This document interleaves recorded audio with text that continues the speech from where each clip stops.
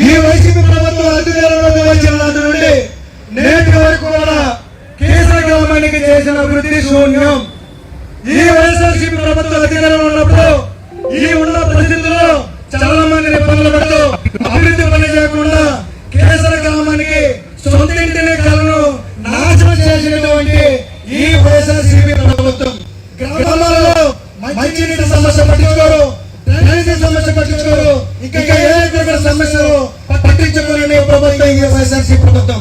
గతంలో తెలుగుదేశం పార్టీ అధికారంలో ఉన్నప్పుడు ఇక్కడ కేసర ప్రజలు చాలా మంది కూడా సోమయ్య గారి దగ్గరికి, బాబా దగ్గరికి వెళ్ళి సార్ మా కేసర గ్రామంలో కొన్ని సమస్యలు ఉన్నాయి పరిష్కరించడానికి వాళ్ళు ఏ పార్టీ అని చూడకుండా ఈ ఒక్క భూముల విషయంలో మనకి అప్పచెప్పి పంట పండించుకోవడానికి చేసినటువంటి పార్టీ తెలుగుదేశం పార్టీ.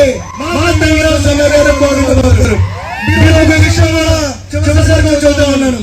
కేసర గ్రామంలో మంచినీటి సరఫరా చాలా ఇబ్బందిగా ఉంది. మంచినీళ్ళు ఇబ్బందిగా ఉన్నాయని చెప్పేసి మా కేసర గ్రామ ప్రజలు మంచినీళ్ళకి ఇబ్బంది పడుతున్నారని చెప్పేసి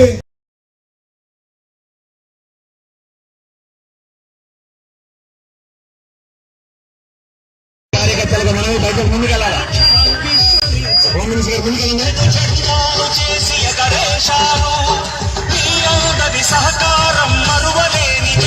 వెనకాల వాహనాలన్నీ ముందుకు రావాలి. ప్రచార రథానికి వెనకాల ఉన్నటువంటి వాహనాలన్నీ ముందుకు రావాలి. మీరు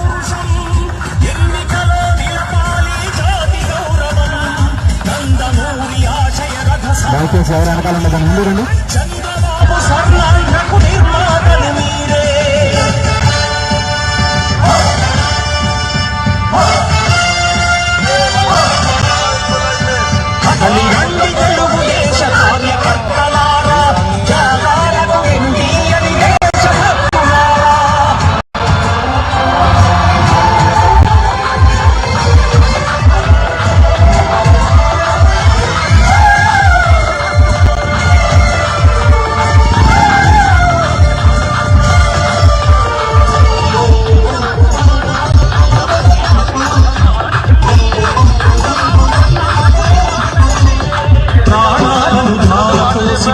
కొరకు మీరు